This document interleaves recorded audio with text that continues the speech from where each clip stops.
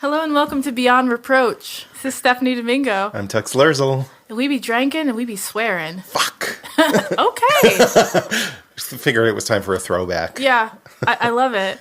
This is a show about scandals and scandalousness in American politics and government. Show enough. Yes. Okay, so today's the day that we're drinking wine coolers. We are. You never thought it would happen. We both have sideways ponies. Yes. I'm wearing Dayglow wrist warmers. Yeah, I have approximately 17 scrunchies on. Stacked. Multiple colors. Yes. So yeah, today we are drinking some triple berry wine coolers, but these are not, we did not go to the store. We did not buy Bartles and James. Or Seagram's. Nope. Today we are drinking homemade wine coolers. Artisanal, yes. My story today is from the 80s. And what is more 80s than a wine cooler? Yeah, Nothing. I'm actually scared. Nothing good comes out of the 80s except for us. Yes. Yeah.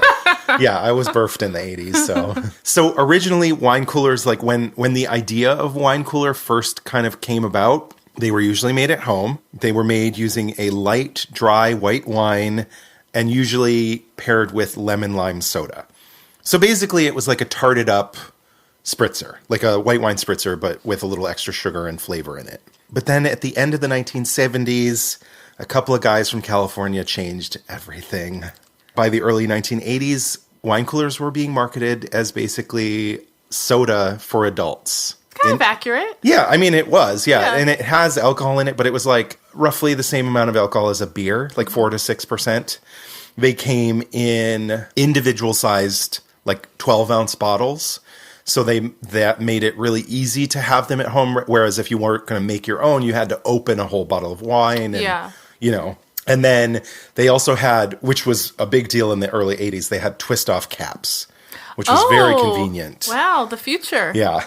Basically, when they started making them in these individual bottles and selling them in 4-packs, the flavor had kind of evolved from like a tarted up white wine spritzer to including some fruit flavors as well. So it was more like kind of like a cross between a sangria and a white wine spritzer. Okay, yes. They usually contained real fruit, artificial fruit flavors, cheap wine, and some kind of fizzy soda or something. In 1985, the Chicago Tribune said that wine coolers accounted for close to 10% of all wine consumption in the United States. 10% in 1985. By 1987, at the wine cooler's peak, that number was up to 20% of all wine consumption in the U.S. That's a lot of headaches. Yes, I know. In the same year, 1987, sales topped $1 billion that year. So the original wine cooler was called California Cooler. That was the original brand, the first wine cooler ever. California Cooler was founded by a couple of Southern California 20-somethings. Michael Crete, the inventor of the wine cooler, said, "The gang would all get together on the beach in Santa Cruz, and I would mix together all these tropical flavors. Pineapple, grapefruit, lemon lime, white wine, and a little bit of club soda." So Crete got this idea because he was in wine and liquor sales. Oh, okay. So he's like, I can market this. People will buy this. Yeah. He paired up with a high school buddy of his who had a business degree. Mm-hmm. And they spent 1.5 years perfecting some recipes and formulas and stuff before they went to market. And as soon as they hit the market, California Cooler took off like crazy. Gangbusters. They were everywhere. By 1984, they were selling 10 million cases a year. And then the big wine producers in California started to take notice, and they wanted in. Gallo Wines, which is a big wine producer in California, was the company that invented Bartles and James, which was the biggest and most popular wine cooler ever. They had a lot of money for advertising, so they really flooded the market with these like primetime TV spots and kind of pushed California Cooler out of the way. And Seagram's hit the market as well with their own wine coolers. And California Cooler really started losing some serious market share because even though they were doing really well in the beginning, they just didn't have the money for advertising that Gallo did and Seagram's did. Being the first is not a good place to be. Yeah, exactly. Because it doesn't last. But either way, by 1987, wine coolers were everywhere. Everyone was drinking them. Unfortunately, 1988, the trend kind of started to die down. 1989, sales were kind of starting to plummet. But the real death knell for wine coolers came in 1991. Smirnoff? Congress passed a new tax law that more than quintupled the excise tax on wine from 17 cents a gallon in tax to $1.07 a gallon. Huge tax increase. On beer too? No, just on wine. So this is like Bush doing this? I'm not sure who in 91, yeah, it would have been Bush Sr., right? No, I mean Bush like the... Oh, Anheuser-Busch. Anheuser-Busch, yes. Bush with a C. Oh, it could have been lobbying, yeah. Yeah, because why wine and not beer? Yeah. They're both the same. A good question. Yeah. I didn't even think about that, yeah.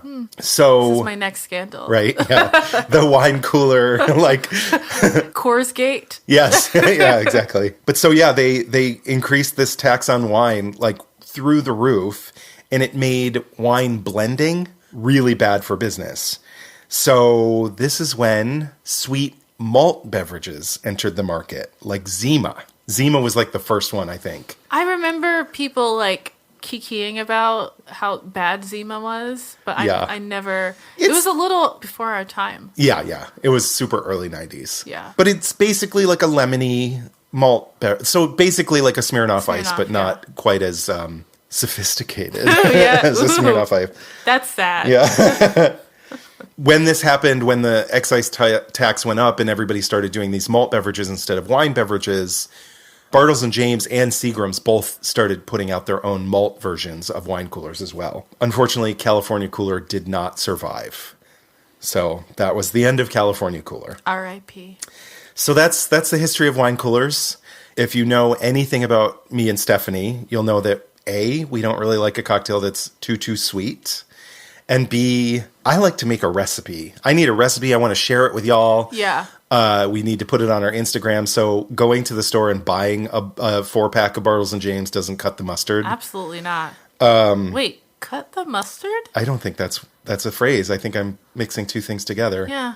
I like it. I'm going to start saying it. Yes, cut that mustard. Cut the cheese. No. So I found an article on The Kitchen that says that all you need to make your own wine coolers at home is to remember the ratio 4-4-2. You want to use 4 ounces of wine, 4 ounces of soda, and 2 ounces of liqueur or liquor.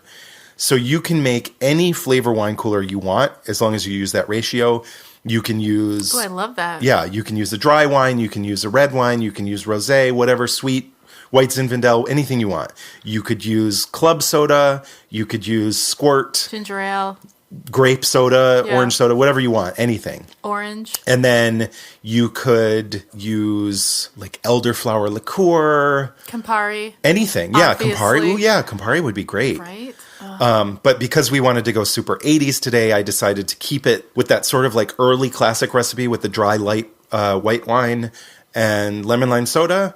But then because we wanted to give it that real 80s twist, I soaked some frozen mixed berries in triple sec to make myself a triple berry triple sec. So we're having triple berry wine coolers. So that means it's time to taste finally. They look really pretty. When I was a kid at school learning the golden rule, teacher often used to say, if you don't tell a lie, there's not a reason why you can't be like Washington someday. How could Washington be a married man and never tell a lie? Ooh. That's delicious. That's so good. It's a little sweet for me. It tastes like juice. So 80s. Damn, that's dangerous. I could drink so many of these. It's very, very drinkable. Damn it.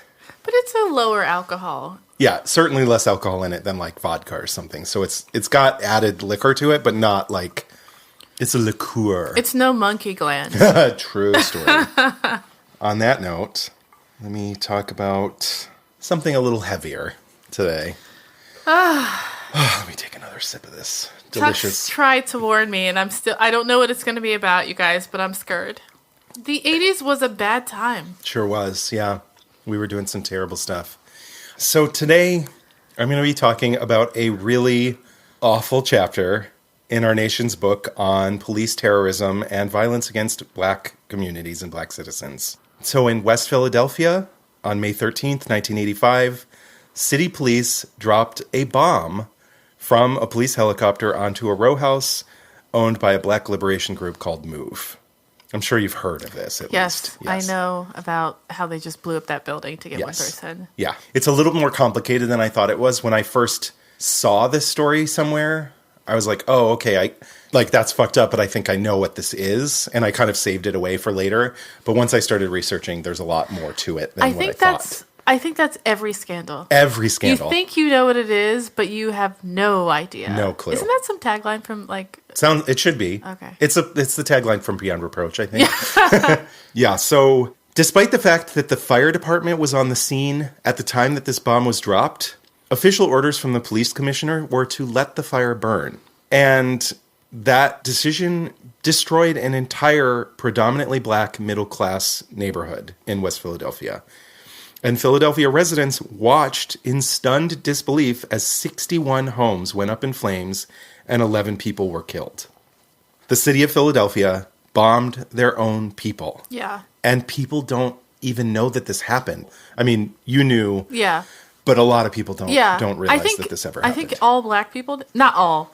Not all black people, hashtag, but it is something that I learned about tangential to the civil rights movement. Okay, yeah. Even though it wasn't that era, it was something that I overheard in those discussions. Yeah. And I couldn't believe it, but also I could believe it because Tulsa, this is just the history of this country. Yeah. Tulsa happened. Yeah, exactly. This is a continuation of that pattern of terrorism. Totally. It is a different sort of situation from Tulsa because Tulsa was more, the police didn't help the situation, but it was more private citizens that destroyed Tulsa's district. But so today I would like to propose a toast. Raise your glass. Yes. To black lives and black communities. Hell yes. I shouldn't have to say this, but black lives should not only matter to people in this country when they've been murdered. I feel like people only really pay attention or care when somebody has been killed, and that's fucked up. Police commit acts of violence and terrorism against black Americans every day without killing them, and that is still not okay. Yeah, the whole system is violence. Yes. Not murdering someone throughout the course of your day at work should not be the hallmark of a job well done. Yeah, but it kind of is. Yeah. Good for you. Yeah. You didn't murder anyone today. Gold star. What restraint. All right, so let's talk about MOVE a little bit. MOVE, by the way, MOVE is not an acronym. That's just the name of the organization. It doesn't stand for anything. Oh, okay. They were just called MOVE. MOVE was a political and religious organization founded in 1972 by a Korean war vet and West Philly native named John Africa. He had been born Vincent Lephart, but he changed his name to Africa to honor the country that he believed human life had begun. Okay. MOVE's ideology combined black revolutionary ideas with radical environmentalism and animal rights. They believed in composting, homeschooling, and vegan raw food diets, and they opposed medicine, science, technology, and government. They were not exclusively a black organization. Most of their members were black, but they had at least, from the footage that I've seen, they had at least one or two white members. Okay. But most of their members were black. They lived communally, and they described themselves as a family. And they also, everyone in the organization changed their names to Africa, their last names. Oh, that's cool. Yeah. They also wore their hair in dreadlocks, the black members, which in the early 1970s was considered extremely radical. Very few people were doing this, especially very few American people were wearing their hair in dreadlocks at this time. A few key important figures started to, and which increased visibility for dreadlocks, in the 70s. Yeah, like George Clinton. Yeah. But in the early 1970s, when they started doing this, it was like, people were like, what the fuck is going on? Yeah. Most people today would look back at this organization and probably think they were kind of a cult, especially considering they all changed their name to Africa. Yeah. But in the beginning, in the early years of their group, they were more like a cross between a hippie commune and a black liberation group like the Black Panthers. They, one article that I read said that they combined black power with flower power. Oh, cool. They were a very peaceful organization in the beginning. In the early 70s, in the early 70s, they organized several nonviolent demonstrations to protest animal cruelty at zoos and puppy mills and pet stores. They also protested against war, police brutality, and the American education system. And of course, the Philadelphia Police Department was having none of it. Yeah. They were like, excuse me, I don't think so. Yeah. Almost immediately, MOVE was under extremely heavy surveillance. And between 1972 and 1978, there were 193 arrests of MOVE members and 93 trials in a 6-year period. But we're talking about a group that was only in Philly, and they all lived together in one house. This was not a big group of people. Yeah. To have 193 arrests. Yeah, they were being surveilled. Yeah. I'm guessing, I don't have like official numbers on membership. I'm guessing from what I've seen and what I've read, maybe 30 adults in this group. Wow. Maybe. Probably less. I could be wrong. Maybe there were more in the beginning, but I'm guessing there's probably less than 30 people. Wow. 193 arrests in 6 years. How powerful were these 30 people that they needed to drop a bomb on them? Seriously. And just how small is the Philly government that they felt so threatened by 30 people? Yeah. Actually, by the time the bomb was dropped, there were even less people than that. Yeah. The more MOVE was targeted by the police, the more sort of erratic and militant their behavior became. Obviously, they're trying to defend themselves against... They're not. The police have it out for you. Yeah, exactly. And in the beginning, they weren't doing anything wrong. They had the wrong look, and they were talking. Yeah, exactly. So they started squatting in this house in a neighborhood in West Philadelphia near the University of Pennsylvania. This was a pretty diverse and open-minded, kind of progressive neighborhood. And at first, their neighbors were very sympathetic and kind of agreed with their mission and what they were saying. But as the group became more and more militant, the neighbors started to kind of start complaining to the city about them because they felt threatened by this group. They would go up to the roof of this building dressed in army fatigues and carry rifles and like march around the roof and kind of like brandish them at people that were walking by, just like random people are walking by. And then they got some megaphones and they started... I mean, they were calling for the release of members of the group that were in jail because of these protests, which they should not have been in jail in the first place. Yeah. So it's understandable the reason they were doing what they were doing, but it was a very diverse neighborhood, and these people tried to sort of welcome them, and all of a sudden they were like, now you're a threat and you're scaring my kids. Yeah. Well, the people don't know that they're being harassed. Totally. Yeah. Like night and day by the cops. Yeah, exactly. So the neighbors started pressuring the city to do something about it, get them out of this house that they're squatting in illegally. And in 1978, in the summer, the city decided to make a deal with MOVE. The deal was that in exchange for the city releasing several members of the organization... What were they holding them on? I don't know. They didn't do anything. Yeah. But what a stupid question. Yeah, I mean, they were getting sort of increasingly more militant, so they did have weapons and things that they might not have had licenses for. Yeah. Who knows what it was. But the Making people terrorist threats was one of the... took, it seemed like that was like early on, like at a protest or something? It just kept escalating. Oh, okay. It started in 1972. By this point, it's 1978. Oh, wow. And things had moved quickly by this point. So the city was like, okay, we'll release some of your members from jail, or several members from jail, if you turn over all the weapons that you have in the house and you leave this house that you're squatting in illegally.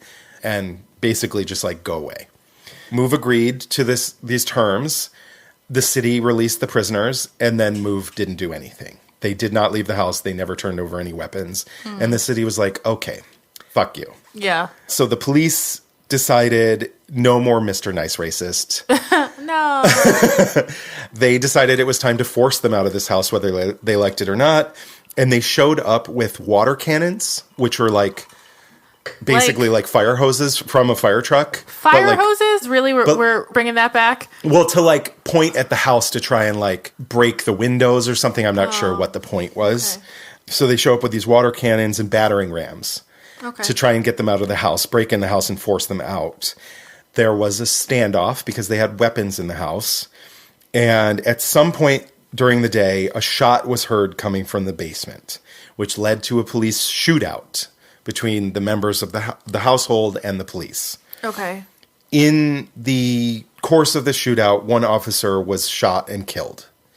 And 16 other officers and firefighters were injured. Eventually, Move did surrender. They came out of the house unarmed with their hands up. Of course, they were, had the shit beat out of them as they were exiting the house. Yeah, I mean, they're exiting the house in front of the police. Yeah. Multiple eyewitness accounts say that the shots may have actually come from the opposite direction of the basement, and that there's a possibility that the officer who was killed was actually killed by another officer who was shooting at the house.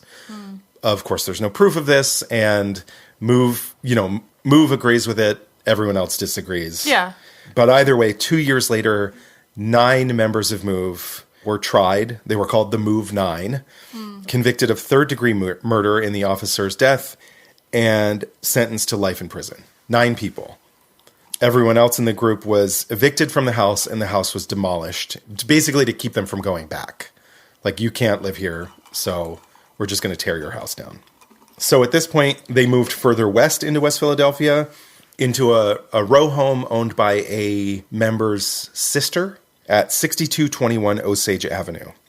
This was a quiet, tidy, old, tree-lined neighborhood in a middle-class, predominantly black neighborhood. Just like the last neighborhood, they basically immediately set about pissing off all the neighbors. Yeah. They started piling up a bunch of trash and wood and stuff outside the house. I don't know exactly what the point of it was, but maybe they were composting. Yeah. So all this trash and wood and crap piled up outside the house started attracting rodents, of course, roaches, rats. And everyone else in the neighborhood is like, this is a quiet, residential, cute little tree-lined neighborhood. Y'all need to get a grip. Like, get out of here. What are you doing? We're just trying to have nice things. Yeah. They also started boarding up all the windows and the doors with like big pieces of wood, slats of wood and stuff. Basically, they're like building a fortified bunker. Oh. Yeah. I'm talking like row houses. All the homes are right next to each other. It's an old neighborhood, so they're like these cute little cute little houses with porches. I love Philly. Philly is so adorable. The row houses are basically free. Yeah. But they're right next to each other. Yeah. They have tiny little, I don't even know if you can call them front yards. They even built a steel-lined guard tower on the roof with like little slats where they could like put a gun out, Whoa. Yeah. Okay. That's an aggressive look. Yes. And they mounted loudspeakers on the side of the building, basically because they in the last house, they were doing these like political messages where they were calling for the release of jailed members and threatening members of the city government. But this time it got increasingly violent and aggressive and loud. They even started calling out the neighbors in the neighborhood. If anyone complained to them about the mess or the noise, they would just start screaming about the people in the neighborhood being an asshole and blah, blah, blah. Stephanie Domingo, she's a bitch. Yeah, exactly. I hate her. And it really didn't matter to them what time of day it was, what time of night it was. It could be 2 or 3 in the morning, and these loudspeakers would be going at top volume.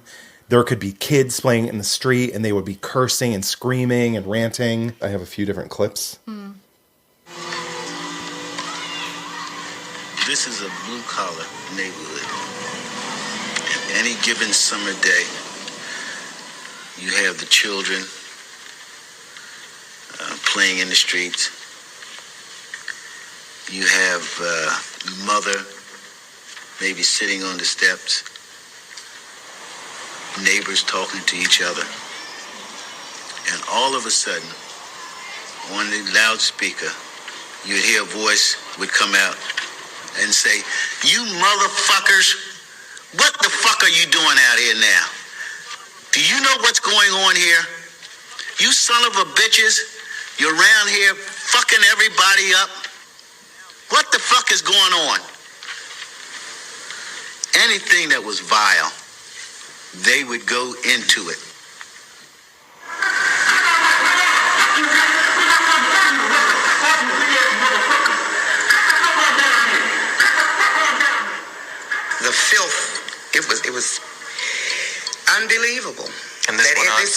something like this could be in someone's mind.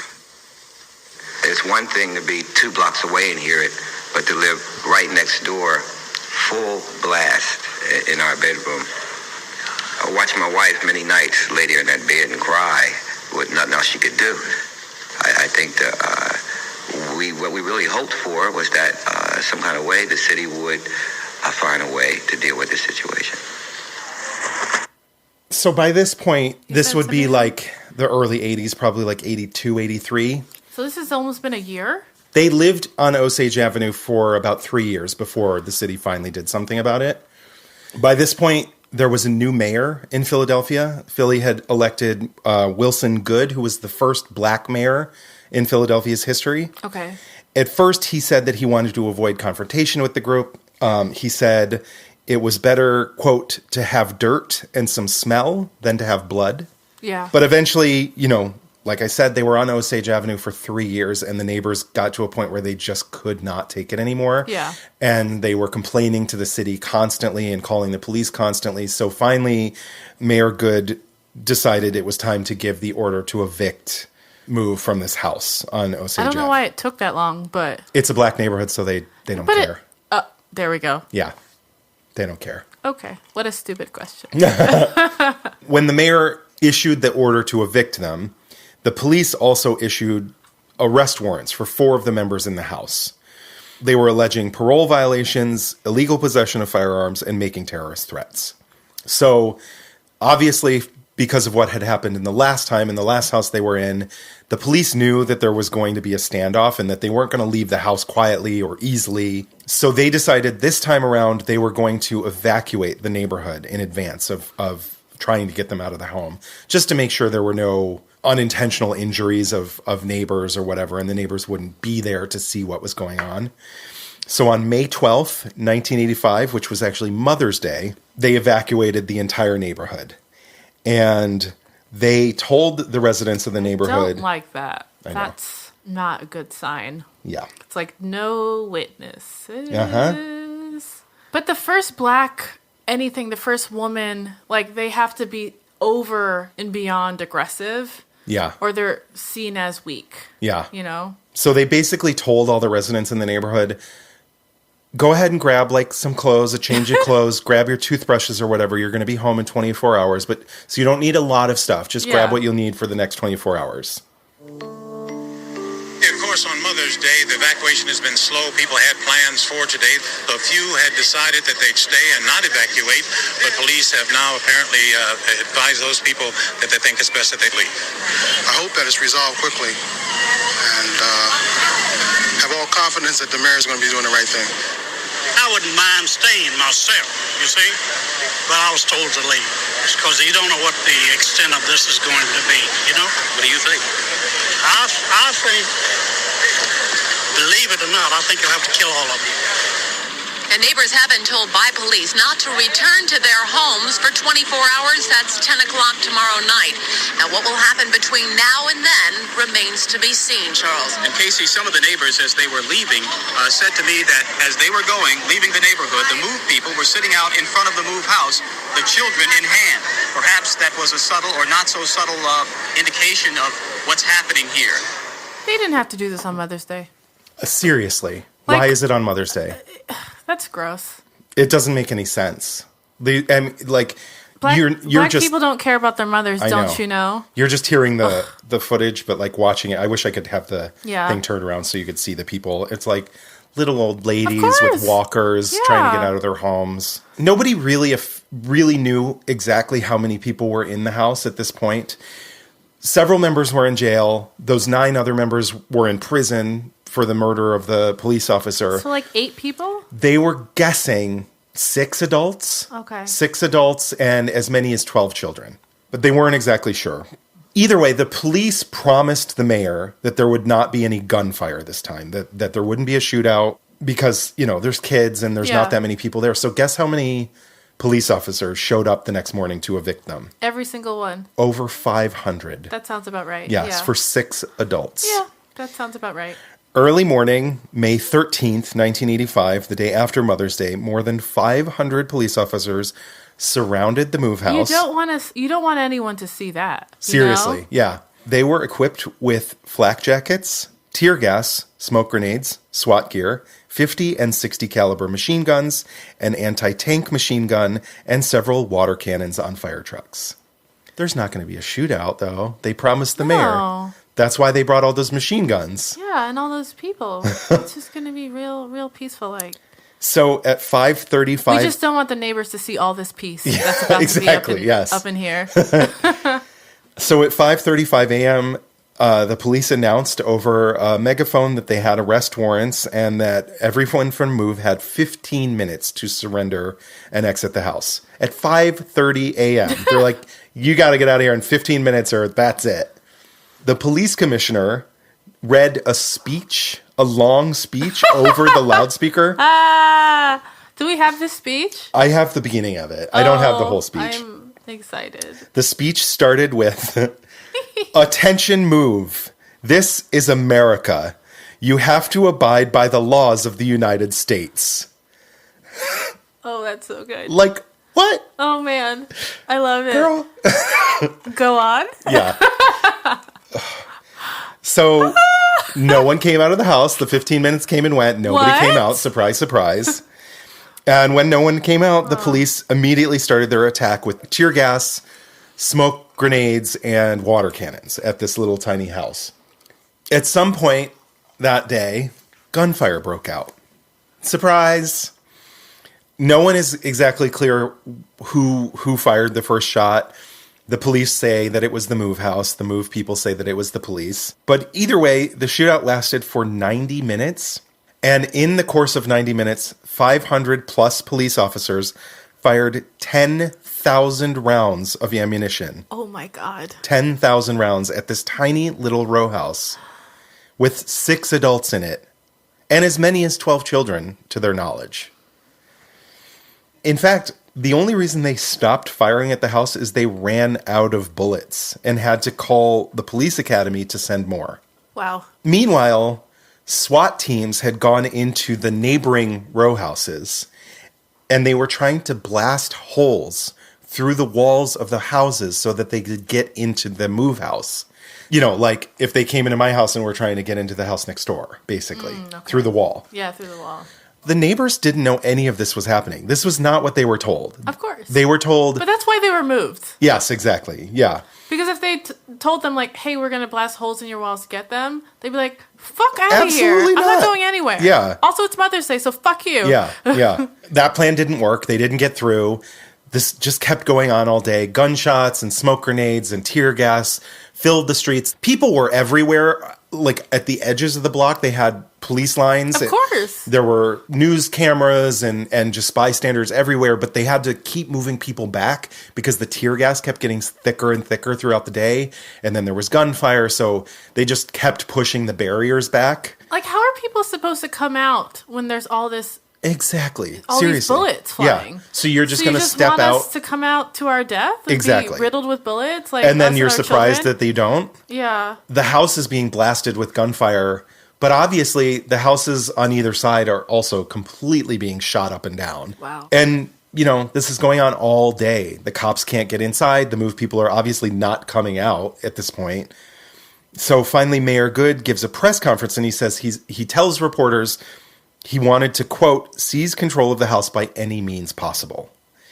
And this is when, in the afternoon, he gave the police the go-ahead to drop a bomb onto the top of the house. I mean, they knew that they were going to drop this bomb. Yeah, basically the point was they wanted to destroy the bunker that was on the roof, the like guard tower that I talked about. Mm-hmm. They thought that just as a tactical goal, that if they could destroy that guard tower, that they could get closer to the house and get the door open or something. So have the Move people, like, have they killed anyone? Like, have they, like, from this guard tower? Oh, okay. No. Okay. No. It is an aggressive look. Yeah. But, like, to drop a bomb on someone who didn't do anything is insane. I mean, they're firing back from the guard tower at this point, but they're not. They haven't actually killed anyone. I mean, we've had mass shooters who are able to just get into cop cars afterwards. Oh, 100%. We take them to fucking McDonald's and buy them a hamburger. So the police load a police helicopter with a bag of C4 plastic explosives, the same kind the United States military used in Vietnam. Wow. to drop onto a residential row house in Philadelphia. They drop this bomb. Everyone nearby hears it. Everyone feels the force of it. Basically, everyone in Philadelphia watched this happen on the news. They saw the moment of impact on the TV. And they also saw that this rooftop bunker that was the target of the police bomb was still standing. The bomb had not done shit. What it had done, though, was start a fire on the roof. No. Yes. Oh, no. Within moments, smoke started billowing over the tops of all these row houses in this neighborhood. The smoke just kept getting thicker and thicker, moving further and further across the city. You could see the smoke literally across the city. Wow. And the fire seemed to be spreading, and the police commissioner told firefighters not to put it out. Later, he was interviewed, and he said, "I communicated that I would like to let the fire burn." It was later claimed that he feared that if the firefighters got too close, that they could become targets of gunfire. That's a good, reverse logic. Yeah, exactly. People have heard why the would truth. they be shooting at the firefighters that are trying to put their house out? Yeah, because we don't need our homes. Yeah. Let the fire have it. So within 45 minutes, they let this fire burn. Oh, my God. Wow. Within 45 minutes, 3 more homes were on fire. Of course. Then finally the roof collapsed. The roof sort of buckled under the flames and fell into the house. But by this point, it was too late. The firefighters were finally given the go-ahead to try to put the fire out. But, 3 other homes were already on fire by this point. And this is a tiny, narrow little street. Yeah. The fire department is trying to get through, still worried about the possibility that there's people inside with guns. And so within 90 minutes after they finally started, the entire north side of Osage Avenue was on fire. The entire row of homes. Yeah. Becoming a very emotional scene with me is Janice Walker. She lives at 6217 Osage, just 2 doors from the move house. And you're afraid that your house may be on fire. I'm sure. It's just destroyed, and it's just not fair. We've been there over 20 years, and we didn't have to go through this. We only left with a few odds and ends, for the night. We had no idea it was going to be this devastating. You got innocent people that live around there on Osage Avenue, and they just, their properties is just gone up in smoke. Wow. As I said before, Philadelphia streets are famously really narrow, especially in the older neighborhoods. Yeah. So the trees that were both behind the row of homes and the trees out on the street in front were starting to catch on fire as well, which just helped spread the fire in all directions. Yeah. Before long, the homes across the street on Osage on the other side of the street were also on fire. Wow. And not long after that, homes behind the row on Pine Street were also burning. By that evening, 3 entire rows of homes were completely on fire. Not just one home in the middle of the row, the entire row. Flames could be seen from planes landing at the airport more than 6 miles away. And the firefighters were not able to get the blaze under control until just before midnight. But by that point, it was too late. 61 homes were completely destroyed, burned to the ground. Of course, yeah. If only there were 500 firefighters. Seriously. So this left more than 250 people homeless overnight. This was the worst residential fire in Philadelphia's history, and the city had started it and let it burn on purpose. Yep. Yeah. They would never do this. So, obviously, they'd never do this to a white neighborhood. Duh. But wow. I have a picture of what this looked like the next day for you. This will go on our Instagram, but... Oh, my God. Burned out shells of homes. Wow. Nothing left. And people, white people are mad about a CVS, window being broken. Yeah, seriously. Think of the property damage. The day that this happened, there were 13 people in the move house. It was later discovered. Okay. Of the 13 people, only 2 made it out alive. 29-year-old Ramona Africa and 13-year-old Birdie Africa. They were both badly burned trying to escape the fire, but 11 other people, including 5 children, burned to death in the basement of the home. Officer James Bergheyer later said, "Out of the smoke, the first person I saw was Ramona. Then I see who was later identified as Birdie come out of the house. I ran out and scooped him underneath his left arm. So Bergheyer single-handedly saved Birdie's life, this 13-year-old boy that was coming out. At the time, his fellow officers... got really mad at him? They were telling him not to. Obviously. They told him that it was a trap and that he would be shot at. Yeah. This whole home, like not like there's a fire. Look at you thinking a child is a child worth saving. He was probably fired. He wasn't fired, but he did... face some disciplinary action. So he did it anyways. He went and saved Birdie. He later told The Guardian that he's still to this day haunted by the image of Birdie walking through this like wall of fire to come out. Yeah. He said, 5 kids died and the neighbors lost everything. We failed and it bothers me. Nobody ever seemed to care. Even to this day. He's in the wrong profession. I know. Even to this day, I carry a lot of guilt because of those 5 kids. I was only a wall away from them. People say to me, but you didn't know. But you can't help thinking about it. They died a horrible death. Yeah, being burned alive is the worst death ever. Yeah. It's amazing that he feels bad. Like, that gives me hope. So months after the fire, there was a commission. The city held commission hearings. I don't know if the point was to try and assign some kind of blame or decide who was at fault, or if they were just trying to figure out, like... They have to investigate. Yeah. But so they held these commission hearings, and Bergheyer testified. Is it like being in a war? There's just too many things that go on to sit here and just say how you felt. I thought about the kids in the house. I thought about my kids. Thought about a lot of things. But to sit here and I don't know. I couldn't answer that.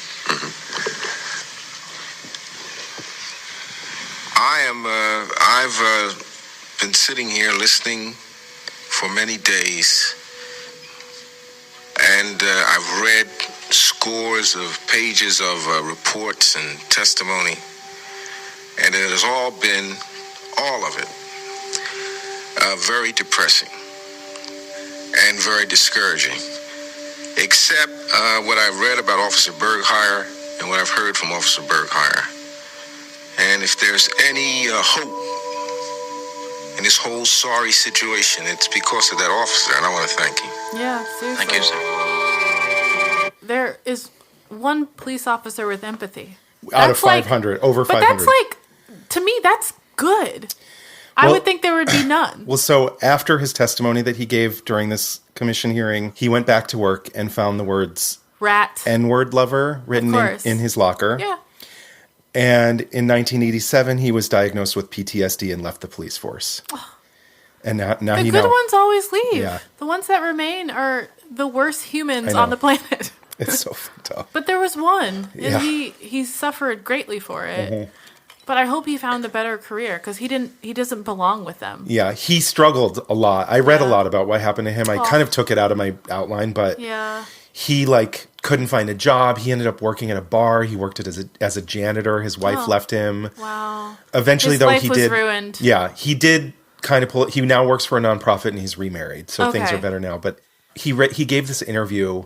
I can't remember the full quote, but during the interview, he started crying and he said, basically, like, I'll find peace when I'm dead. Yeah. So after the fire, Birdie Africa was sent to live with his father. His name was changed to Michael Moses Ward, and he was instrumental in telling the city government and the police and everyone who was in the home, how many people were in the home, what was going on when all this was happening. They were basically all holed up in the basement, trying to escape the gunshots and everything. Of course. But the basement was filling with all this water because of the water cannons. So then when the fire started, they thought they would be kind of safe down in the basement because of all the water, but they still, obviously they were not. Wow. But so his name was changed to Michael Moses Ward, and he never saw anyone from Move ever again. Okay. Lived with his father. He ended up kind of living a relatively normal life, but he died really young. I think in his 40s or something. Oh, wow. Yeah.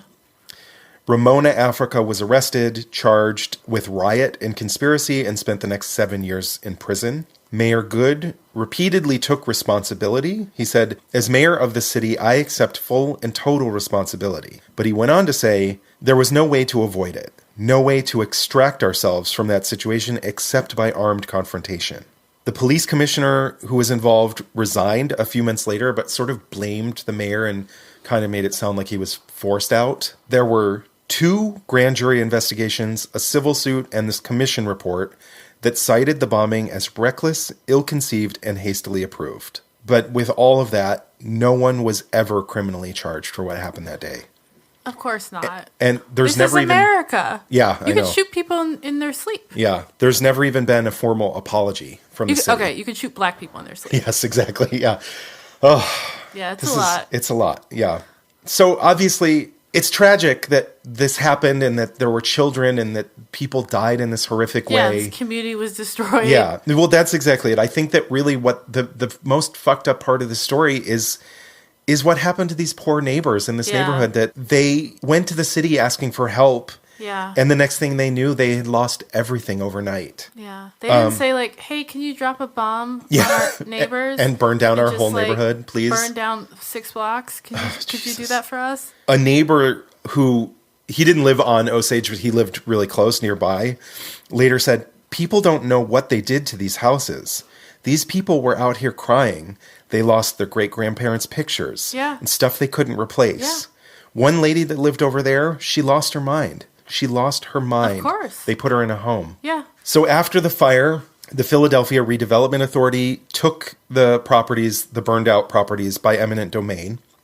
They hired a developer to rebuild them. And I guess this is sort of an honorable thought. They had this idea to kind of help make things right. They hired a black construction company, black-owned construction company and contractor to rebuild.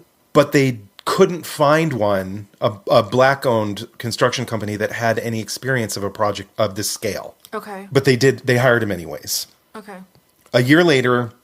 I mean, Philly is all about just, like, black and face only kind of thing. Yeah. So this does not surprise me. Yeah, they wanted to, but, like, black people don't get construction jobs of this size. It's just not done, especially in the 80s. Yeah, they don't get them now. Yeah, exactly, yeah. So a year later, the homes had been replaced and rebuilt with these contemporary 80s-style row houses with open floor plans and big windows and high ceilings.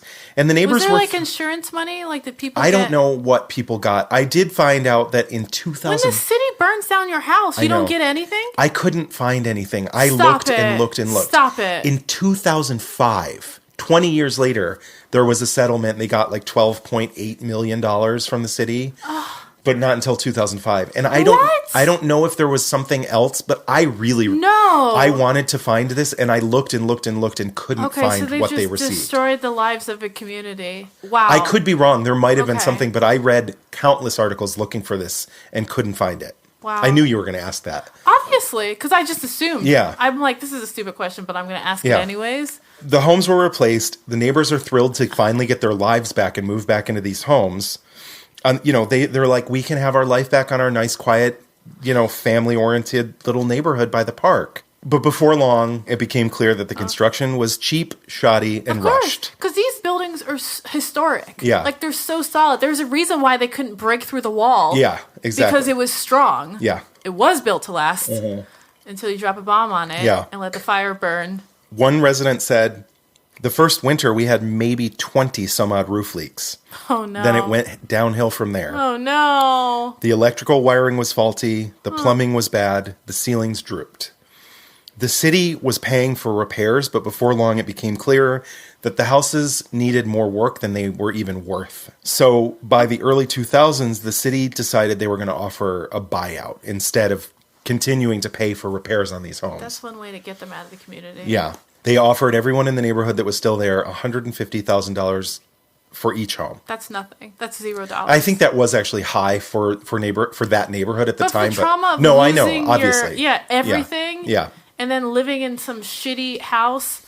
They paid a black contractor, I'm sure, because it's like, it's a figurehead sort of thing. Yes. But also because it's cheaper. Yeah. About 2/3 of the people in the neighborhood took the deal and left. Their homes were boarded up and condemned. But that left the remaining neighbors who were still there with these shitty, crumbling homes, which were now sandwiched between vacant, condemned, boarded-up homes. This was once a vibrant community. Yeah. Kids playing in the street, neighbors barbecuing together, and it's a ghost town version of what it was. These homes sat vacant and boarded up for over a decade. Wow. The city just couldn't decide what they were going to do with them. Finally, they decided that just a couple of years ago, they decided that it was going to be cheaper and easier if they just sold the homes to a developer and let the developer deal with it than for the city to sort of oversee the project and make sure it's done in a way that they wanted it. So there were 36 homes that had been condemned. The city sold all 36 of them to a developer for $1. And they're currently being completely gutted and stripped out and replaced with luxury condos with quartz countertops and central air. And a few of them have actually already been completed and are on the market right now, starting at $260,000, which is extremely high for that part of Philadelphia. That's a lot for Philly, period. Period. Yeah. But yeah, that far. So it's like cheap. so far into West Philly that it's like you're like 2 blocks from the edge of Philadelphia getting wow. you like, yeah. Some neighbors have actually asked about, now that the homes are being rebuilt, the neighbors that took the buyout have been asking about trying to go back and live in these new homes. Mm-hmm. But since they took the buyout, the city's no longer a part of the equation, and it's too late. They would have to buy the homes from the developer at market cost. The neighbors who stayed are cautiously optimistic about what's going to happen to their neighborhood next. They're very worried about gentrification, obviously. Yeah. There were some stipulations when the city worked out this deal with the developer. There's stipulations that the homes have to be owned by the people living in them. Like they can't be rented out and they can't be subletted, Airbnb'd. Yeah. So that's good, I guess, at least. Yeah. And it does look like it's mostly sort of young black professionals that are moving back into the neighborhood now. Mm-hmm. So the neighborhood, like I said, these people are kind of cautiously optimistic, but they also made sure that the city agreed not to put up any kind of historical markers saying what happened there, saying anything about move or the bombing or the fire. They just don't want to be reminded of what happened to them. See, I don't think that's great. I think we need reminders. There is a marker that like, hey, the government dropped a bomb right here to get rid of 12 people. There is some sort of a marker a few blocks away on the edge of the park. Yeah, Philly is all about markers. It's weird that they don't have one there. The residents of the neighborhood told them not to. They wanted to, and the residents were like, absolutely not. They just don't. They've been through so much already. Mm. One neighbor said, "My hope is that it will be once again a beautiful community, and maybe once again we can be extended family." So that's the story of the West Philly move bombing. Okay. Like I said, this has been on my list for a long time, and I thought that I knew what it was, and it turned into something completely different. Yeah, that was a lot. Yeah. Obviously, racism played a huge role in both parts of it. It did the heavy lifting. Yeah. Move never would have gotten to the point that they did if they hadn't been targeted by the police. Yeah. But if they had moved in next to me, I would have wanted them gone too. Of course. The most fucked up part of this... But you wouldn't want them to drop a bomb. No. Obviously not. But that's the whole thing is that the scandal here is that the neighborhood made the mistake of asking the city for help and expecting positive results. That's like the story of a lot of people. They call the police wanting help. Yeah. And then, their child is shot. Yeah. Their mentally ill child is shot. I know. And the police are like, oops, our bad. Oops, yeah. Your baby's gone. No, I know. Complete disregard for these people's lives and their life, property. For black life, black property. Yeah. Because this would have had a very different outcome if this had happened in a white neighborhood. They would have never. Yeah, exactly. Never. Dropped a bomb in a white neighborhood, told everyone to leave on Mother's Day? I know. Karen would not have that. Whew, I need this drink. Yeah. Oh my God. So I watched I read a lot of different sources trying to get the information, but I watched this documentary called Let the Fire Burn. Mm. It's very difficult to find. It's not really streaming on any streaming service, but I found it on this like weird website I'd never heard of, and it's streaming and you can watch it. Okay. So it will be in the show notes. Yeah, I want to check it out. It's not easy to watch, but I highly recommend it. I find that there are a lot of documentaries like that are hard to watch, but like you're better for it. Yeah. Your eyes are wide open. Yeah. That's not a bad thing. Yeah. It's all archival footage. The whole documentary is all footage from the news, from firsthand interviews. A lot of it is from the commission hearings. Most of it is from the commission hearings and interviews with Birdie. Fucking mess. I mean, I cried a lot watching it, but it's really good. Yeah. Okay, on that note, it's time for a drink. Yeah. BRB. Yes. Whew.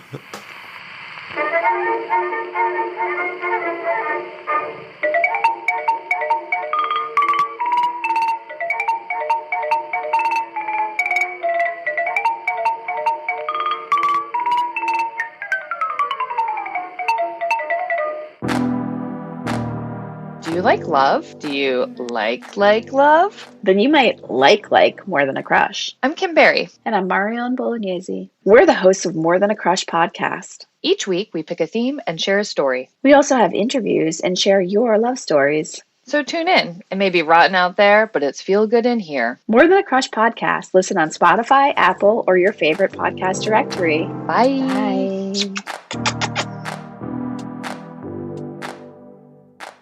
Woo! Ooh, indeed. That was a lot. Sorry about that. We had to exercise some Demians?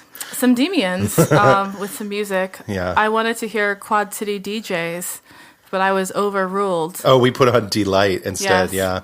I learned that the groove is in your heart. It is. It sure is. I've been looking. Where is the groove? I thought Stella had it. No. It's been in your heart this the whole time.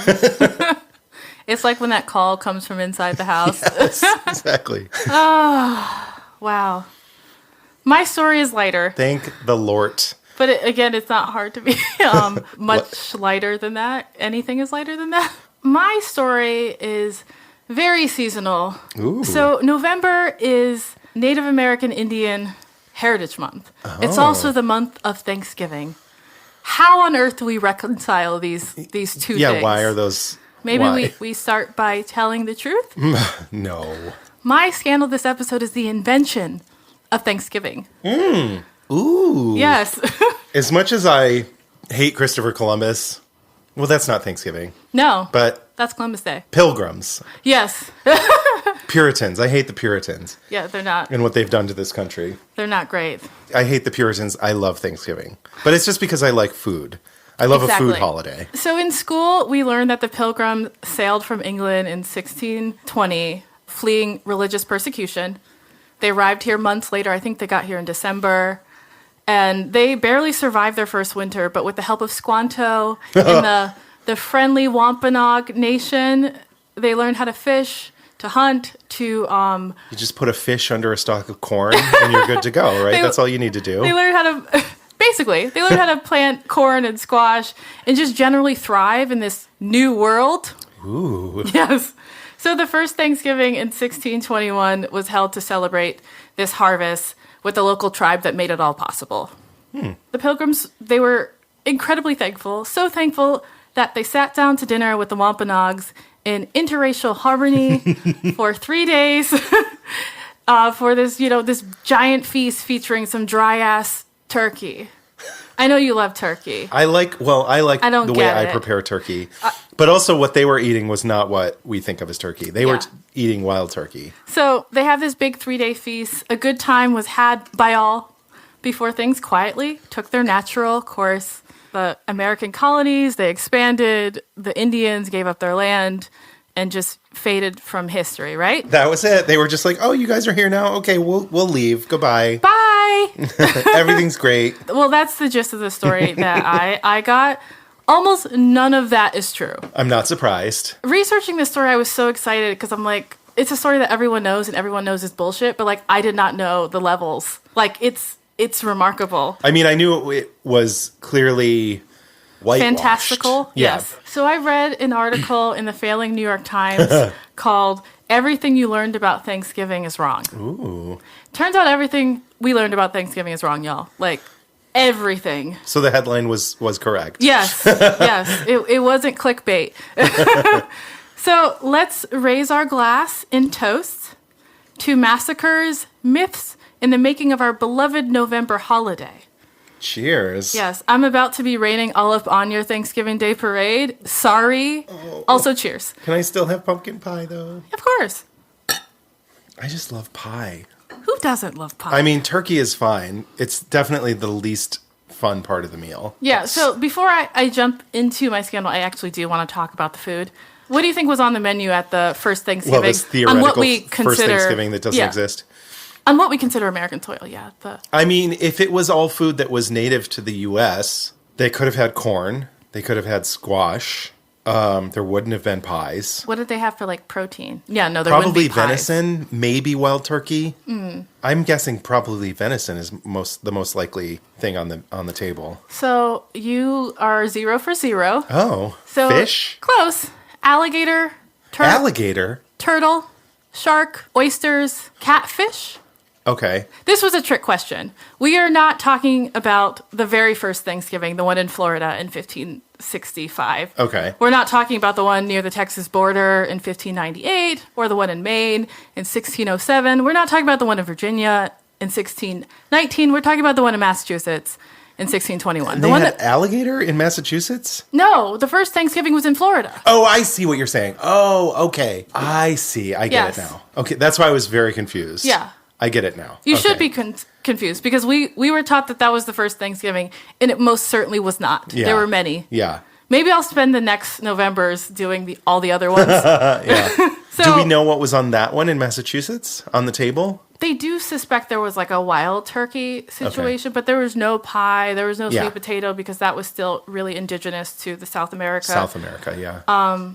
There's no butter yet here. But they were thinking it was mostly like oysters. That makes sense. Maybe some venison and wild turkey. Okay. So this was not the first Thanksgiving, as I've pointed out. I know you're probably thinking, like, was it even like a Thanksgiving? No, wasn't a Thanksgiving. Was it like a harvest festival or something? So the Pilgrim term for the event that we call Thanksgiving, they use the word rejoicing. Okay. They did have the word Thanksgiving, but a Thanksgiving for them featured fasting, prayer, and quiet reflection. Fuck all that noise. Does that sound like the Thanksgiving that we know? Of course not. I hate that Thanksgiving. Right? So a rejoicing was the opposite. It was a time to indulge in like rich food, like drink. It was a time to get drunk and basically shoot at things. Like they played with guns and they competed in feats of strength. So it was like Festivus. That also doesn't sound like a Thanksgiving I would be interested in either. Yeah, but the food and drink. The food and drink sounds fun. Yeah, you don't need to wrestle. Yeah, I'll just watch. It's fine. You just like throw in some olive oil. I'm just watching. You guys just carry on. So yeah, it was basically Festivus minus like the airing of grievances. Do you know like Festivus? Yeah. From Seinfeld, right? Yeah. So it was a party. It was not a prayer, like at all. Okay. It was full of people getting drunk and shooting at things. And this wasn't the one in Texas. No, this is. How dare you? You got me. I know this is a story that we can't tell kids. We can't tell them about like the joys of getting faded and shooting weapons. Yeah. We can't ruin it because for we're the telling kiddies. them lies. Like we can't tell them the truth. Yeah. I mean, it sounds like it was a rager. Yeah. So the Thanksgiving turkey is like the Thanksgiving Santa Claus. Yes. Essentially, yes. So a bit of background. Before the settlers came to the East Coast, it was home to various Native American tribes, obviously. The area we now know as southeastern Massachusetts and like eastern Rhode Island was home to the Wampanoag people. They had been there for about 12,000 years, give or take. Oh, wow. Really, really long time. So they summered on Martha's Vineyard in Nantucket before it was posh. Ooh la la. Yes. They moved seasonally in the winter. They were inland in the winter where they would hunt. And in the summertime, they'd be on the coast, catching some rays, fishing, farming, living that life. Farming created a need for shared land use, and that created a need for like the indigenous version of like property. Okay. And from there, that created a need for savvy leaders, people who could navigate the needs of the tribe, but also make alliances with other regional tribes, and also make alliances with the new immigrants coming over on boats. Okay. So in the story that many Americans grew up with, there were no Wampanoags until the Pilgrims encountered them. This is false. In truth, there had been many other European settlers before the arrival of the Mayflower. These Indians, they were led by Usamiquin, which was a rank more than it was like a name. It was like a title. It was like the head diplomat, more or less. So for hundreds of years, there had been violent clashes with Europeans. Many native people were captured and enslaved. I found a story about a Portuguese slaver who kidnapped some Indians off the coast of Maine, and he found that 2 of them had like Venetian garb. Like they had already been captured by the Italians and brought back and made their way back to to home. This happened in 1501. So by 1620, when the Mayflower gets to Plymouth Rock, they're not the first. Yeah. Far from it. Wow. Okay. By 1620, the Wampanoags had had enough. They started chasing off any ship that tried to dock on their lands. They even drove off the Pilgrims when they tried to land on the Cape. So their first stop wasn't Plymouth Rock. They were trying to land on Cape Cod. And they're just like, oh, no, not our summer homes. Wow. Okay. Yeah. The tribe debated for months on whether to ally with the folks at Plymouth in that colony or to destroy them. Mm-hmm. When they decided to begin their form of like diplomacy, they were guided by Tisquantum. We learned his name was Squanto. It's close. But what we did not learn was that he had already been previously captured and enslaved in England. Wow. From England, he went to Spain, then he was like Newfoundland, and then he was like back to England, like all over. But he became an interpreter in this time before eventually making his way back home to his tribe. So a year or so prior to the colony at Plymouth, there had been a really deadly epidemic, one that killed from 75 to 90% of the Wampanoag people and also the Massachusetts Bay people. Like Massachusetts was a tribe. Wow. I don't know if you knew that. I didn't know that. This new settlement at Plymouth was basically an Indian graveyard. The Pilgrims got so lucky landing there because the Wampanoags were still kind of licking their wounds because they had lost so much of their community. Wow. Was it a European disease that wiped them out or? Yeah. Of course. Yeah. Yeah. So the Wampanoag people that remained, they held tight to their land and they reestablished like a form of Usamequin, like leadership, like self-governance. They tried to do that again, even though there were so few people. But their historic rivals to the west were completely untouched by the epidemic. So they were outnumbered by them.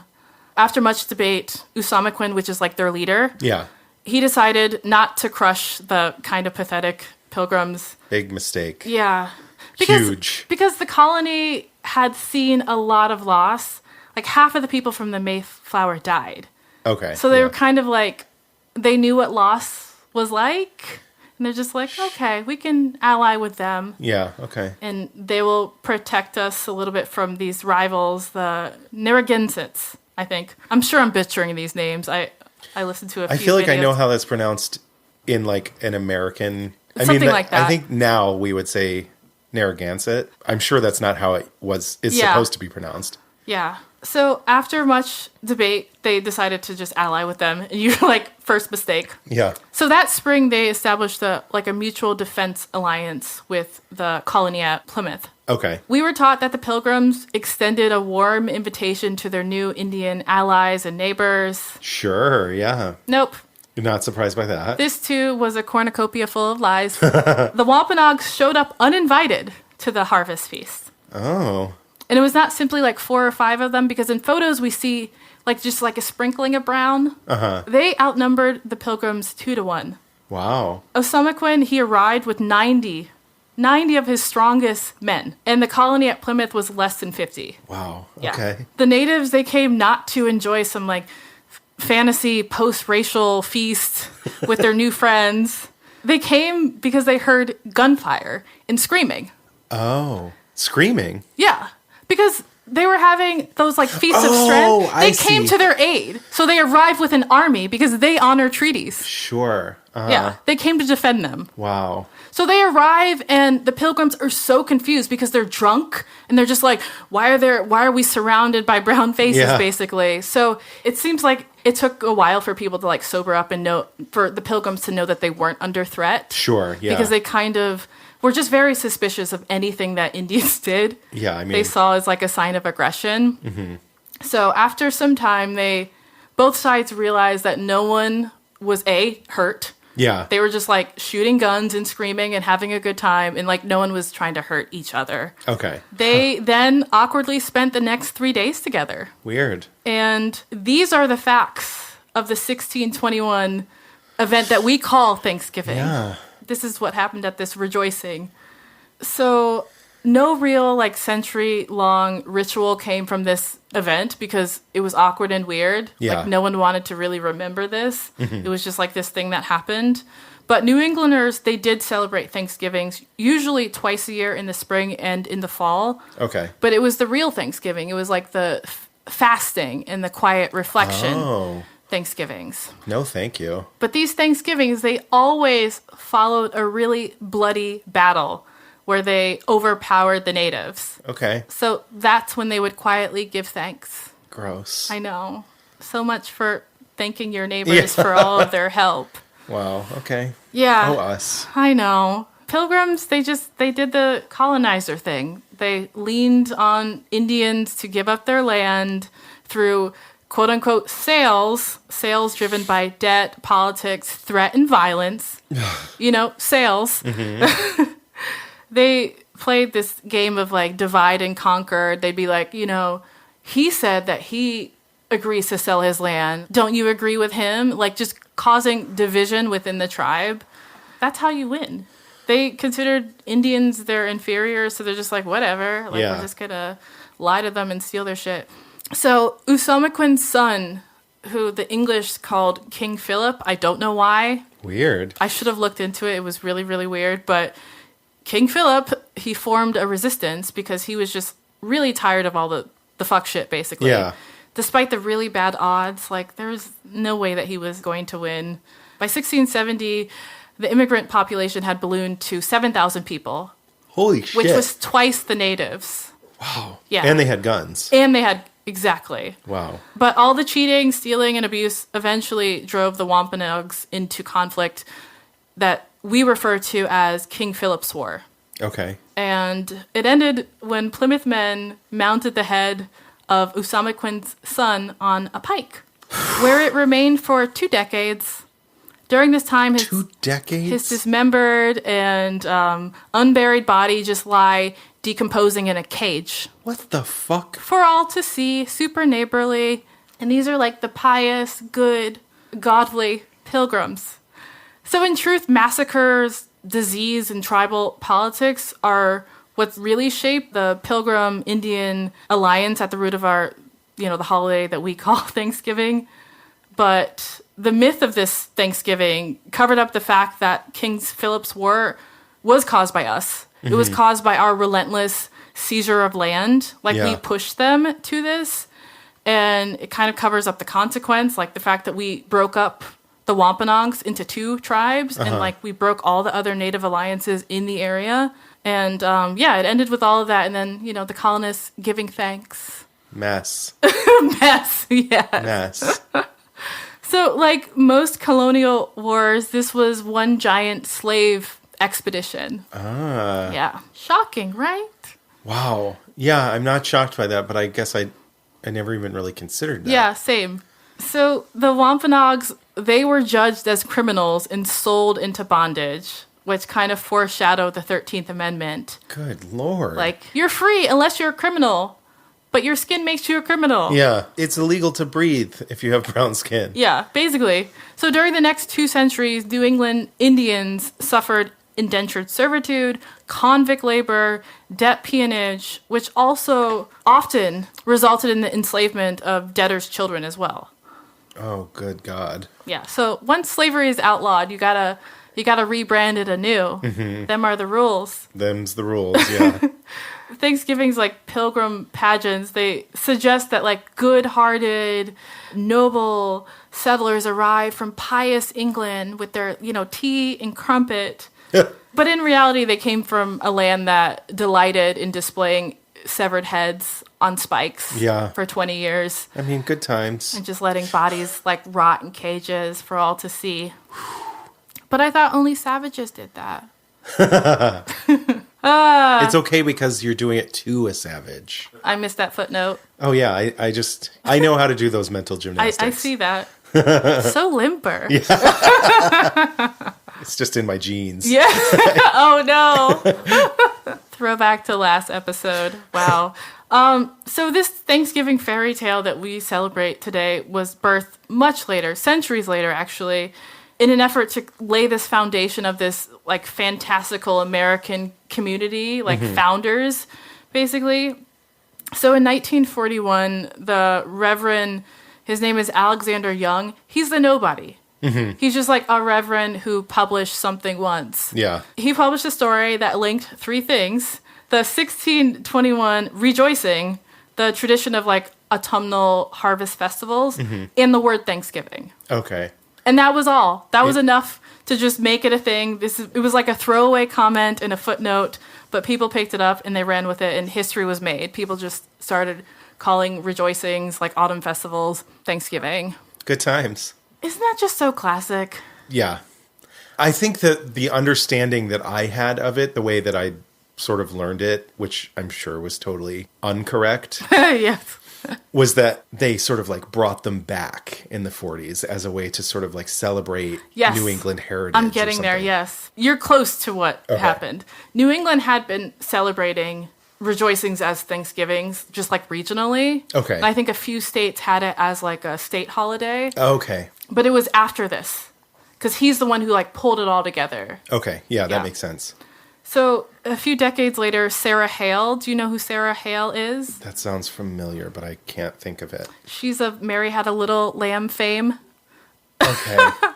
She's the queen of the Mary Had a Little Lamb empire, if you will. I'm trying, like, I feel She's an author. This is all coming together in my head. I feel like I've heard this before, but I can't remember now. Okay. Maybe as I continue, it'll form.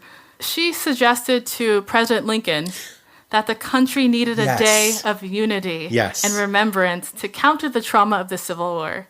This is how I found out about this when I was researching Lincoln. Okay. I'm just like, oh, he made Thanksgiving a thing. And then I looked into Thanksgiving. I'm like, oh, God. Yeah. What? Yes. So in 1863, Abraham Lincoln declared the last Thursday of November to be a national holiday called Thanksgiving. Okay. They moved it up a week because of shopping, basically. I think it was FDR, actually, that moved it to the third Thursday to, like, stimulate the economy, which is a great way to move a holiday. That's already fantastical to begin with, so it's like, whatever, who cares? Moved it further into November? From the fourth Thursday to the third Thursday. It's the third Thursday now. Okay. Yeah. That does make sense. I mean, if Christmas is like, there was like a big issue in retail, I think it was last year, that Thanksgiving was later in the year and it was too close to Christmas and everyone was freaking out that the shopping season was too short. That's exactly why it was pushed up. Yeah. Yeah. So American, essentially myth makers, decided that this narrative of a harmonious Pilgrim Wampanoag feast should be like the root of this. Because they felt that New England as a whole and just pilgrims in general were like the perfect setting and cast of like American founders. Sure. I mean, we love a good story. Yeah. It makes us sound like way better people than we actually are. Exactly. They were white, they were Protestant, they appeared to be wholesome in the stories that we made up about them. They wore belts. Yeah. I mean, buckles and everything. Buckles all over the place. Buckles on the shoes, buckles on the hats. Yes. Who doesn't love a good, wholesome buckle? Yes. So they looked the part, basically. So this new creation myth, it neatly aligned with the defeat of the American Indian resistance in the West, because this is like the mid-1800s. Like they're crushing native populations left and right. So this was like kind of like a, look over here. Yeah, no, we're the good guys. It's fine. And it glorified the endurance of like sturdy white men from New England now, these founders. It diverted attention from all of the brutality of Jim Crow that was happening and all of just the racial violence in the South. It completely ignored the foundational role of slavery. Yeah. Like, it's like, no, let's not mention any of that. It was genius. Like, it was so smart. It allowed people to avert their eyes from marginalization of Asian and Latinx like labor communities that were popping up at the time and being crushed. It ignored the racialization of Southern and European people, Jewish people in the country. They're just, again, it's like, look to New England. Like, everything's cool here. It was so good. They ignored the whole eugenics thing that is still here with us. At Thanksgiving, white New England cheerfully shoved reality to the side and claimed America for itself. So a lot of my information came from excerpts and reviews of the book This Land is Their Land by David Silverman. He's a history professor at George Washington University. He begins his book with a call to arms for like a possibility of a nuanced, like critical view of history when it comes to Thanksgiving. But he says that he knows that it'll be, quote, hard on the living. Yeah. Ain't that the truth? But he says we have a responsibility to try now that we know the facts of the situation. All the stories that we do on the show are like things that are not fun to hear and not fun to sort of reconcile with, but it is important. There is a reason that we're forcing you to listen to this, Gus. Yes. But he warns against the temptation of what he thinks could be like fighting myth with counter myth. Like just like glorifying the Wampanoag people as these like perfect victims. But they are survivors. Like they struggled, they fought it out within their community, like as they were being genocided, like they had disagreements. They had ego. They did a whole bunch of things wrong. They definitely failed to realize the peril that they were in until too late. Yeah. They were people. I think that what we should talk about at this event that we call Thanksgiving is how the Wampanoag people held on, because they're still here. Yeah. So many men were dead or enslaved after this. So many. That Native women, they married outside of their group, often African Americans. And they redefine their families, their mixed marriages on matrilineal lines so they can hold on to their land. Like, it was so smart. Like, women are just incredible. Yeah. Like, they carried their culture and they preserved it. They adopted, when I read this, I'm like, this is cute. They, like, adopted a form of Christianity, like, to some degree. Okay. Because they're living in New England and they kind of want to fit in. Sure. And it kind of, like, gave them some breathing room and some space. Okay. But I just picture them being like, yeah, we're Christian, just don't come to our church. Yeah, don't come to church and There's, like, a teepee in there. Like, we're like you, but don't trouble yourself. Yeah. So they were really remote. Like their reservation area was pretty remote, so they were able to maintain self-governance. And by the late 20th century, they brought back their language from the brink. Like there were only like 4 or 5 people who were still able to speak the language, and they taught it to everyone. Wow. And yeah, they gained federal recognition as a tribal nation. They split into 2, but they're both still a thing now. That's amazing. Yeah, it's so fucking cool. And today, the Wampanoag people, they debate whether Thanksgiving should be a day of mourning or a chance to contemplate reconciliation. Yeah. When I read that, I was just like, chills. Like, they're just so generous. Yeah, yeah. Reconciliation. I mean, don't hold your breath. I know. But again, this is what every non-white group wants, just to live in peace. Like, we don't want revenge. Yeah. We don't care about your ill-gotten gains. Just let us live in peace. Yeah. Say you're sorry and move on. Yeah. Yeah, don't hold your breath. But still, they're considering it, which is just so beautiful. I think that every Thanksgiving needs to be a reckoning that Native American people are still with us. Yes. Because I learned about them in the past tense in school. No, absolutely. Right? They're not ghosts. They're actual living people. They're nations. They're still here, despite what we tried to do to them. I think we need to dead that lying ass, like, this land is your land, this land is my land shit. It was Silverman's book that made me realize that Indigenous people don't get to be you or me in this. Like, this song is trash. Like, we need to throw it in the fire. And I really hope kids aren't doing those pageants with the construction paper, headdresses. I feel like that stuff is a thing of the past. Oh, good. Okay. I hope. I don't know. I hope that people aren't doing that still. Yeah. Like, we know better now. Yeah. We need to throw that in the fire, too. Like, we need to stop telling kids lies. Yeah. It's not helpful. But I don't think Thanksgiving should be canceled, like, at all. Yeah. Like, at all. I think that it needs to be a day of quiet reflection and mourning for non-Native people like you and I. We need to mourn collectively the loss of our beloved childhood fable we call the first Thanksgiving. We need to burn all the lies with all the construction paper, with all the belt buckles, maybe throw in some sage. Yeah. So I'm just going to end by saying the fact that the Wampanoag peoples survived and adapted over millennium is something worth celebrating, something worth remembering annually. I think this is a great story to tell to children. It is a story of struggle and survival and thriving. Like, we don't need to tell them lies about Thanksgiving. We can tell them the truth minus the drinking and the guns. Yeah. The end. I'm all for it. I'm Yeah. all for telling the truth.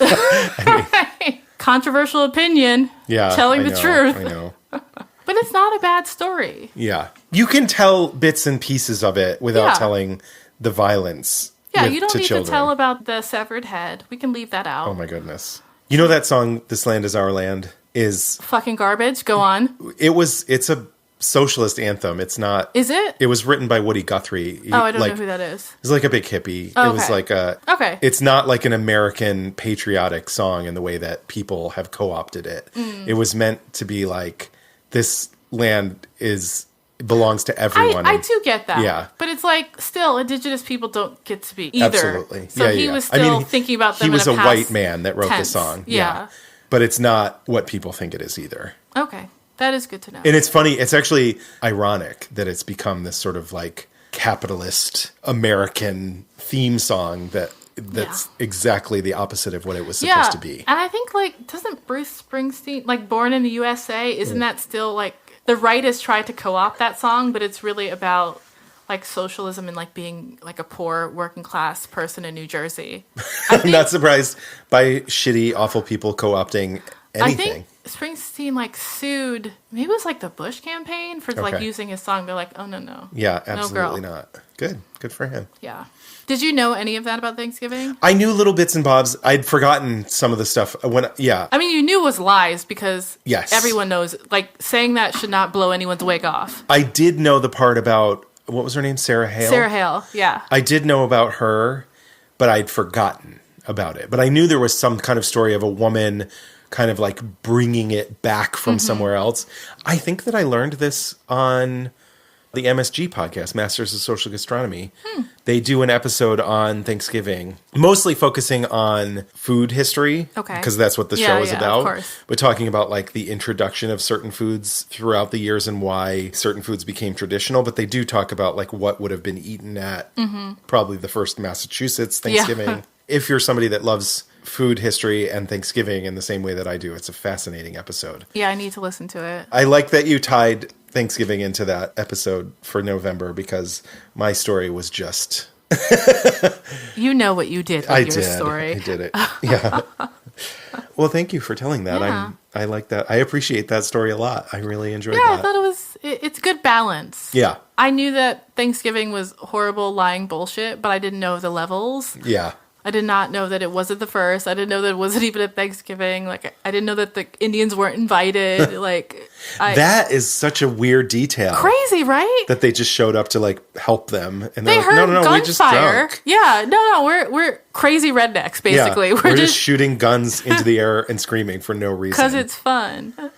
Wow, We see them as this like buttoned up, quiet. Yeah, like the picture that's painted of them. You're not thinking that they're getting drunk and just No, shooting I'm into thinking the of, like, air, like pew pew pew. the Scarlet Letter, like Yeah. Hester Prynne. Yes. Self-flagellating for... They most certainly are not. Wow, okay. Good to know. Yeah. Well, I give you thanks for telling that story. Thank you. And on that note, I guess our drinks are empty. I have a few suspicious berries at the bottom of my glass. You have a whisper, a splish splash. Yep, it's gone. The end. You did it. America's history is juicy. We just add dry white wine and lemon lime soda, and some mixed berries. Thank you so much for listening to Beyond Reproach. This has been Tux Lerzel. Stephanie Domingo. Thank you so much to Tim Clough, our editor, sound engineer, and powerful wizard. Yes. We could not do this without you. Affirmative. The end. Bye. Bye.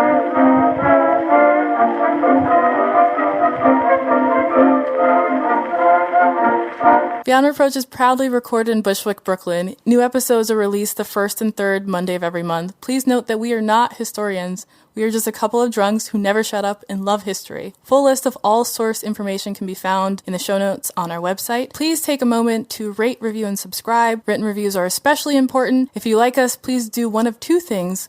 Leave us a review on Apple Podcasts or send this episode to a friend, family member, or someone you think would be into it. Don't forget to follow us on social media. Make sure you follow us on Instagram because we post our cocktail recipes the Thursday before each full episode. Please drink along with us if you are not driving. We also have a shop at beyondreproachpod.com. Get your merch, brand yourselves. We are on Patreon if anyone would love to show us some love and throw us some nickels to support the production of our show.